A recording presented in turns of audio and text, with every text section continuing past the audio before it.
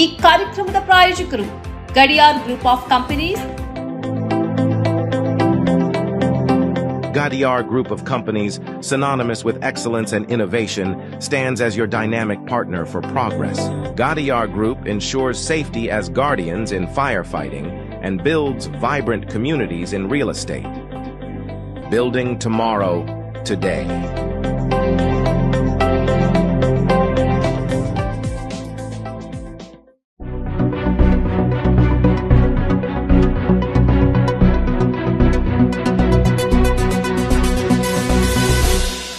ವೀಕ್ಷಕರೇ, ಸನ್ಮಾರ್ಗ ನ್ಯೂಸ್ಗೆ ಸ್ವಾಗತ. ನಾನು ಪ್ರಿಯ ಸುದೇಶ್. ಕೇರಳ ಮಿನಿ ಪಾಕಿಸ್ತಾನ ಎಂಬ ಮಹಾರಾಷ್ಟ್ರದ ಸಚಿವ ನಿತೇಶ್ ರಾಣೆಯ ಹೇಳಿಕೆಯನ್ನ ಕೇರಳ ಮುಖ್ಯಮಂತ್ರಿ ಪಿಣರಾಯಿ ವಿಜಯನ್ ಟೀಕಿಸಿದ್ದಾರೆ. ಇದು ಕೇರಳದ ವಿರುದ್ಧ ದ್ವೇಷದ ಅಭಿಯಾನವನ್ನ ಪ್ರತಿಬಿಂಬಿಸುತ್ತದೆ ಎಂದು ಅವರು ಹೇಳಿದರು. ಸಂಘ ಪರಿವಾರದ ದ್ವೇಷಪೂರಿತ ಪ್ರಚಾರದ ವಿರುದ್ಧ ಸೆಕ್ಯುಲರ್ ಶಕ್ತಿಗಳು ಒಂದಾಗಬೇಕು ಎಂದು ಕರೆ ನೀಡಿದ್ದಾರೆ.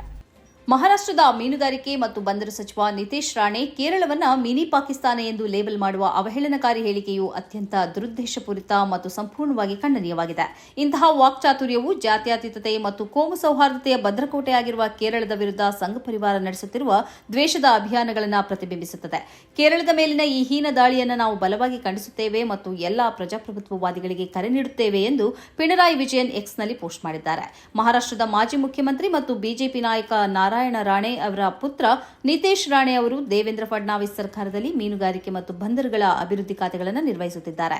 ಸಾರ್ವಜನಿಕ ಸಭೆಯೊಂದರಲ್ಲಿ ಕಾಂಗ್ರೆಸ್ ನಾಯಕರಾದ ರಾಹುಲ್ ಗಾಂಧಿ ಮತ್ತು ಪ್ರಿಯಾಂಕಾ ಗಾಂಧಿ ವಾದ್ರಾ ಅವರನ್ನು ಗುರಿಯಾಗಿಸಿದ ರಾಣೆ, ಕೇರಳದ ವಯನಾಡ್ನಿಂದ ಸಹೋದರರನ್ನು ಆಯ್ಕೆ ಮಾಡಲಾಗಿದೆ, ಯಾಕೆಂದರೆ ರಾಜ್ಯವು ಮಿನಿ ಪಾಕಿಸ್ತಾನ ಆಗಿದೆ, ಕೇರಳವು ಮಿನಿ ಪಾಕಿಸ್ತಾನವಾಗಿದೆ. ಅದಕ್ಕಾಗಿಯೇ ರಾಹುಲ್ ಗಾಂಧಿ ಮತ್ತು ಅವರ ಸಹೋದರಿ ಅಲ್ಲಿಂದ ಆಯ್ಕೆಯಾಗಿದ್ದಾರೆ.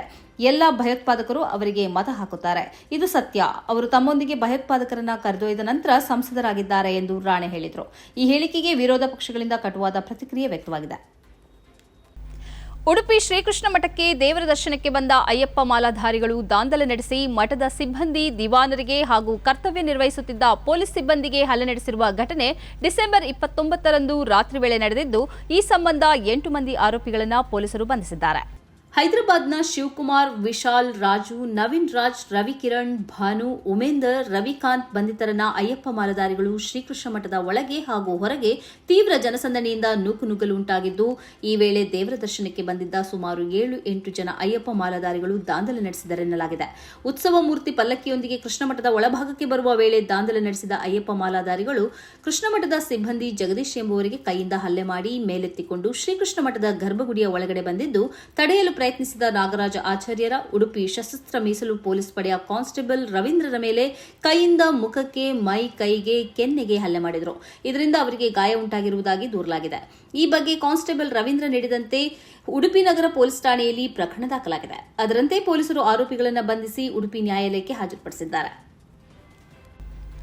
ಶ್ರೀನಗರದಲ್ಲಿ ಈಗ ದಟ್ಟ ಮಂಜು, ತೀವ್ರ ಚಳಿ. ಆದರೆ ಈ ಚಳಿ ಮತ್ತು ಮಂಜಿನ ಸುಖವನ್ನ ಅನುಭವಿಸುವುದಕ್ಕೆ ಪ್ರವಾಸಿಗರು ಕುತೂಹಲದಿಂದ ಅಲ್ಲಿಗೆ ಧಾವಿಸುತ್ತಾರೆ. ಹೀಗೆ ಧಾವಿಸಿದವರು ಈ ಮಂಜು ಮತ್ತು ಚಳಿಗೆ ಸಿಲುಕಿ ಒದ್ದಾಡುತ್ತಾರೆ. ಇಂಥವರಿಗೆ ಕಾಶ್ಮೀರಿಗಳು ತಮ್ಮ ಮನೆಯಲ್ಲಿ ಮತ್ತು ಮಸೀದಿಯಲ್ಲಿ ತಂಗುವುದಕ್ಕೆ ಏರ್ಪಾಡು ಮಾಡುತ್ತಿದ್ದಾರೆ. ಕಾಶ್ಮೀರದ ಶ್ರೀನಗರದಲ್ಲಿ ಇಂಥದ್ದೇ ಒಂದು ಪ್ರೇಮಮಯಿ ಘಟನೆ ನಡೆದಿದೆ. ದಿನಗಳ ಹಿಂದೆ ಶ್ರೀನಗರದಲ್ಲಿ ದಟ್ಟ ಮಂಜು ಆವರಿಸಿತ್ತು. ಅದರ ಜೊತೆಗೆ ಮಳೆಯೂ ಸುರಿಯತೊಡಗಿತು. ಇದರಿಂದಾಗಿ ಶ್ರೀನಗರದ ಅಂತಾರಾಷ್ಟ್ರೀಯ ವಿಮಾನ ನಿಲ್ದಾಣಕ್ಕೆ ಬರುವ ಎಲ್ಲಾ ವಿಮಾನಗಳನ್ನು ಕೂಡ ರದ್ದು ಮಾಡಲಾಯಿತು. ಬಳಿಕ ಶ್ರೀನಗರ ಜಮ್ಮು ರಾಷ್ಟ್ರೀಯ ಹೆದ್ದಾರಿಯನ್ನು ಮುಚ್ಚಲಾಯಿತು. ಇದರಿಂದಾಗಿ ನೂರಾರು ಪ್ರವಾಸಿಗರು ಸಿಲುಕಿಕೊಂಡರು. ಇವರನ್ನ ತಮ್ಮ ಮನೆಗೆ ಕರೆದುಕೊಂಡು ಹೋಗಿ ಶ್ರೀನಗರದ ನಿವಾಸಿಗಳು ಆರೈಕೆ ಮಾಡಿದ್ರು. ತಮ್ಮ ಮನೆಯಲ್ಲಿ ಇರಿಸಿ ಅವರಿಗೆ ಆಹಾರ ಮತ್ತು ಮಲಗುವ ವ್ಯವಸ್ಥೆಯನ್ನ ಮಾಡಿದ್ದರು, ಹೊದಿಕೆಯನ್ನ ನೀಡಿದ್ರು. ಇದರ ವಿಡಿಯೋ ಸೋಷಿಯಲ್ ಮೀಡಿಯಾದಲ್ಲಿ ವೈರಲ್ ಆಯಿತು. ಕಾಲು ಮುಟ್ಟಿ ನಮಸ್ಕರಿಸುವ ಸಂಪ್ರದಾಯವನ್ನ ಮಧ್ಯಪ್ರದೇಶದ ಬಿಜೆಪಿ ಸಂಸದ ಮತ್ತು ಕೇಂದ್ರ ಸಚಿವ ಡಾಕ್ಟರ್ ವೀರೇಂದ್ರ ಕುಮಾರ್ ಅವರು ನಿಷೇಧಿಸಿದ್ದಾರೆ. ತನ್ನ ಕ್ಷೇತ್ರದ ಕಚೇರಿಯಲ್ಲಿ ಈ ಬಗೆಯ ಸಂಪ್ರದಾಯಕ್ಕೆ ಅವರು ವಿಧಾಯ ಕೋರಿದ್ದಾರೆ. ಯಾರಾದರೂ ಹಾಗೆ ನಮಸ್ಕರಿಸಿದರೆ ಅವರನ್ನ ಕೆಲಸದಿಂದ ತೆಗೆದುಹಾಕುವುದಾಗಿ ಎಚ್ಚರಿಕೆ ನೀಡಿದ್ದಾರೆ. ಭಾರತೀಯ ರಾಜಕಾರಣದಲ್ಲಿ ಕಾಲು ಮುಟ್ಟಿ ನಮಸ್ಕರಿಸುವುದು ಒಂದು ರೂಢಿಯಂತೆ ಜಾರಿಯಲ್ಲಿರುವ ಹೊರತಾಗಿಯೂ ಸಚಿವರ ಈ ಎಚ್ಚರಿಕೆ ಕುತೂಹಲಕಾರಿಯಾಗಿದೆ. ಇವರು ರಾಜಕೀಯದಲ್ಲಿ ಸೋತವರೇ ಅಲ್ಲ. 1996ರಲ್ಲಿ ಸಾಗರ್ ಲೋಕಸಭಾ ಕ್ಷೇತ್ರದಿಂದ ಸ್ಪರ್ಧಿಸಿದ ವೀರೇಂದ್ರ ಕುಮಾರ್ ಅವರು ಅಲ್ಲಿಂದ ಹಿಂತಿರುಗಿ ನೋಡಿಲ್ಲ. ಕೇಂದ್ರ ಸಚಿವರಲ್ಲಿ ಅತ್ಯಂತ ಭಿನ್ನ ಎಂದು ಗುರುತಿಸಿಕೊಂಡವರು ಇವರು. ಕೇಂದ್ರ ಸಚಿವರಿಗೆ ಅತೀವ ಭದ್ರತೆ ಇರುವುದರ ಹೊರತಾಗಿಯೂ ಇವರು ಆ ಎಲ್ಲ ಭದ್ರತೆಯನ್ನು ತಿರಸ್ಕರಿಸಿ ಸಾದಾ ಮನುಷ್ಯನಂತೆ ಎಲ್ಲೆಡೆ ಸಂಚರಿಸುತ್ತಾರೆ. ಜನರೊಂದಿಗೆ ಸಹಜವಾಗಿ ಬೆರೆಯುವುದಕ್ಕೂ ಇವರು ಹಿಂಜರಿಯುತ್ತಿಲ್ಲ. ತಮ್ಮ ಅಧಿಕೃತ ವಾಹನವನ್ನು ಅವರು ಬಹಳ ಕಡಿಮೆ ಬಳಸುತ್ತಾರೆ ಎಂದು ಹೇಳಲಾಗಿದೆ. ಪ್ರತಿದಿನ ಸೈಬರ್ ವಂಚನೆ ಪ್ರಕರಣಗಳು ಹೆಚ್ಚೆಚ್ಚು ವರದಿಯಾಗುತ್ತಿವೆ. ಬಹುತೇಕ ಕೇಸ್ಗಳಲ್ಲಿ ಸುಶಿಕ್ಷಿತ ಜನರೇ ಮೋಸ ಹೋಗಿ ಕೋಟ್ಯಾಂತರ ರೂಪಾಯಿ ಹಣ ಕಳೆದುಕೊಳ್ಳುತ್ತಿರುವುದು ಆತಂಕಕಾರಿಯಾಗಿದೆ. ಸೈಬರ್ ವಂಚಕರು ಐಟಿ ಕಂಪನಿ ಉದ್ಯೋಗಿಗಳು, ನಿವೃತ್ತ ನೌಕರರು ಸೇರಿದಂತೆ ಹಲವರನ್ನ ಮೋಸದ ಜಾಲಕ್ಕೆ ಕೆಡವುತ್ತಿದ್ದಾರೆ. ವಂಚನೆಗಳಿಗೆ ಬಲಿಯಾಗದಿರಲು ಹೈದರಾಬಾದ್ ಸೈಬರ್ ಪೊಲೀಸರು ಕೆಲ ಸಲಹೆ ಸೂಚನೆಗಳನ್ನು ನೀಡಿದ್ದಾರೆ. ಸೈಬರ್ ವಂಚನೆಯಿಂದ ಪಾರಾಗಲು ಈ ತಪ್ಪುಗಳನ್ನು ಮಾಡಬೇಡಿ. ವೆಬ್ಸೈಟ್ಗಳಲ್ಲಿ ಅಥವಾ ಅಪರಿಚಿತರು ಕಳುಹಿಸಿದ ಲಿಂಕ್ಗಳಲ್ಲಿ ಪಾಪ್ಅಪ್ಗಳನ್ನು ಕ್ಲಿಕ್ ಮಾಡಬೇಡಿ. ನಿಮ್ಮ ಕ್ರೆಡಿಟ್ ಡೆಬಿಟ್ ಕಾರ್ಡ್ಗಳ ಮೇಲಿರುವ ಸಿವಿವಿ ಸೇರಿದಂತೆ ವೈಯಕ್ತಿಕ ವಿವರಗಳು, ಒಟಿಪಿಗಳು ಅಥವಾ ಕ್ರೆಡಿಟ್ ಡೆಬಿಟ್ ಕಾರ್ಡ್ ಮಾಹಿತಿಯನ್ನು ಯಾರೊಂದಿಗೂ ಹಂಚಿಕೊಳ್ಳಬೇಡಿ. ನೀವು ಸೂಕ್ತವಲ್ಲದ ಸೈಟ್ಗಳಿಗೆ ಭೇಟಿ ನೀಡಿದ್ದೀರಿ ಎಂದು ಹೇಳುವ ಇಮೇಲ್ಗಳು ಅಥವಾ ಸಂದೇಶಗಳನ್ನು ನಿರ್ಲಕ್ಷಿಸಿ. ಹಣವನ್ನು ಕೇಳುವ ಸಂದೇಶಗಳನ್ನು ನಂಬಬೇಡಿ. ಅವುಗಳು ಸ್ನೇಹಿತರು, ಸಂಬಂಧಿಕರು ಅಥವಾ ಮೇಲಾಧಿಕಾರಿಗಳಿಂದ ಬಂದಿದ್ದರೂ ಸಹ ಯಾವಾಗಲೂ ಅಧಿಕೃತ ಸಂಖ್ಯೆಯನ್ನು ಪಡೆದು ನೇರ ಕರೆ ಮಾಡುವ ಮೂಲಕವೇ ಖಚಿತಪಡಿಸಿಕೊಳ್ಳಿ. ಅಪರಿಚಿತರು ಕಳುಹಿಸುವ ಇಮೇಲ್ಗಳು ಅಥವಾ ಲಗತ್ತುಗಳನ್ನು ಓಪನ್ ಮಾಡದಿರಿ. ಪರಿಶೀಲನೆ ಬಳಿಕ ಅಧಿಕೃತ ಆ್ಯಪ್ಗಳನ್ನು ಮಾತ್ರ ಇನ್ಸ್ಟಾಲ್ ಮಾಡಿ. ಎನಿಡೆಸ್ಕ್ ಅಥವಾ ಟೀಮ್ ವೀವರ್ನಂತಹ ರಿಮೋಟ್ ಅಪ್ಲಿಕೇಶನ್ಗಳನ್ನು ಡೌನ್ಲೋಡ್ ಮಾಡುವುದನ್ನು ತಪ್ಪಿಸಿ. ಸಾರ್ವಜನಿಕ ವೈಫೈ ಬಳಕೆ ಮಾಡದಿರಿ. ಅರೆಕಾಲಿಕ ಉದ್ಯೋಗಗಳು ಅಥವಾ ಮನೆಯಿಂದ ಕೆಲಸ ಮಾಡುವ ವರ್ಕ್ ಫ್ರಮ್ ಹೋಮ್ ಕುರಿತು ಕರೆಗಳು ಬಂದರೆ ಅಥವಾ ಅಂತಹ ಸಂದೇಶಗಳನ್ನು ನಿರ್ಲಕ್ಷಿಸುವುದು ಒಳ್ಳೆಯದು. ಷೇರು ಮಾರುಕಟ್ಟೆಯಲ್ಲಿ ಹೂಡಿಕೆ ಮಾಡುವವರ ಸಂಖ್ಯೆ ಇತ್ತೀಚೆಗೆ ಹೆಚ್ಚುತ್ತಿದೆ. ಆದರೆ ಇದನ್ನೇ ಬಂಡವಾಳ ಮಾಡಿಕೊಳ್ಳುವ ಕೆಲ ಕದೀಮರು ನಕಲಿ ಟ್ರೇಡಿಂಗ್ ಆ್ಯಪ್ಗಳ ಮೂಲಕ ಜನರನ್ನು ವಂಚಿಸುತ್ತಿದ್ದಾರೆ. ಹಾಗಾಗಿ ಈ ಟ್ರೇಡಿಂಗ್ ಪ್ಲಾಟ್ಫಾರ್ಮ್ಗಳನ್ನು ಪರಿಶೀಲಿಸಿದ ನಂತರವೇ ಮುಂದುವರಿಯುವುದು ಸೂಕ್ತ. ದೀರ್ಘವಾದ ಬಲವಾದ ಪಾಸ್ವರ್ಡ್ಗಳನ್ನು ರಚಿಸಿ ಮತ್ತು ಅವುಗಳನ್ನು ನಿಯಮಿತವಾಗಿ ಬದಲಾಯಿಸುತ್ತಿರಿ. ಬಳಕೆಯಲ್ಲಿಲ್ಲದಿದ್ದಾಗ ನಿಮ್ಮ ಕಂಪ್ಯೂಟರ್ಗಳು ಮತ್ತು ಫೋನ್ಗಳನ್ನು ಯಾವಾಗಲೂ ಲಾಕ್ ಮಾಡಿ. ಕರೆಗಳು, ಸಂಪರ್ಕಗಳು, ಸಂದೇಶಗಳು, ಮಾಧ್ಯಮ ಮತ್ತು ಸ್ಥಳಗಳಿಗೆ ಅಪ್ಲಿಕೇಶನ್ಗಳಿಗೆ ಪ್ರವೇಶವನ್ನು ನೀಡುವ ಮೊದಲು ಎಚ್ಚರಿಕೆಯಿಂದ ಯೋಚಿಸಿ. ಬ್ರೌಸ್ ಮಾಡುವ ಮೊದಲು ವೆಬ್ಸೈಟ್ಗಳು ತಮ್ಮ URLಗಳಲ್ಲಿ HTTPS ಅನ್ನು ಹೊಂದಿದೆಯೇ ಎಂಬ ಬಗ್ಗೆ ಖಚಿತಪಡಿಸಿಕೊಳ್ಳಿ.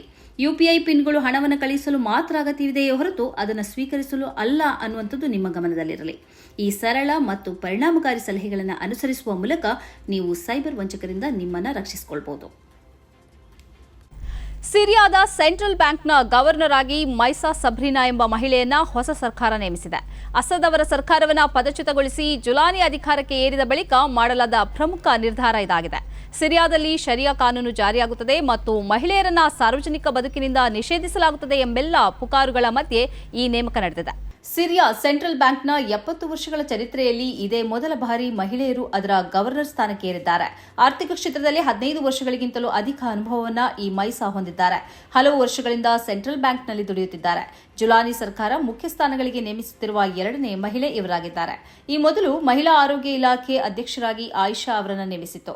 ಮೈಸ್ ಸಬ್ರಿನಾ ಅವರು ದಮಸ್ಕಸ್ ವಿಶ್ವವಿದ್ಯಾಲಯದಿಂದ ಸ್ನಾತಕೋತ್ತರ ಪದವಿಯನ್ನು ಪಡೆದವರು. ಇದೇ ವೇಳೆ ಅಸದ್ ಸರ್ಕಾರದ ವಿರುದ್ಧ ಹೇರಲಾಗಿರುವ ನಿಷೇಧದ ಭಾಗವಾಗಿ ಸಿರಿಯಾದ ಸೆಂಟ್ರಲ್ ಬ್ಯಾಂಕ್ನ ವಿರುದ್ಧ ಅಮೆರಿಕ ಸಹಿತ ವಿವಿಧ ರಾಷ್ಟ್ರಗಳು ಹೇರಿರುವ ನಿಷೇಧ ಇನ್ನೂ ರದ್ದಾಗಿಲ್ಲ.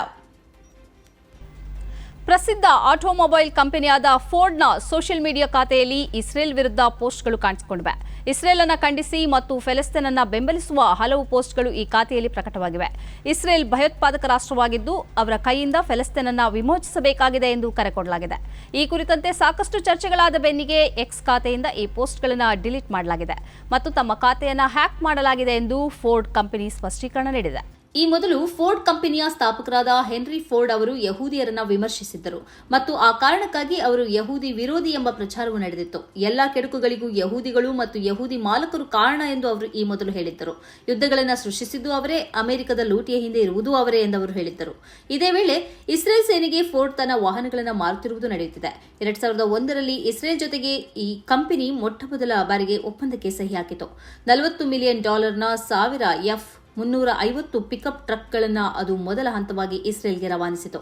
ಗಾಜಾದ ಮೇಲಿನ ದಾಳಿಗೆ ಫೋರ್ಡ್ ಕಂಪನಿಯ ವಾಹನಗಳನ್ನು ಬಳಸಲಾಗುತ್ತಿದೆ ಎಂಬ ಅಭಿಪ್ರಾಯವೂ ಇದೆ.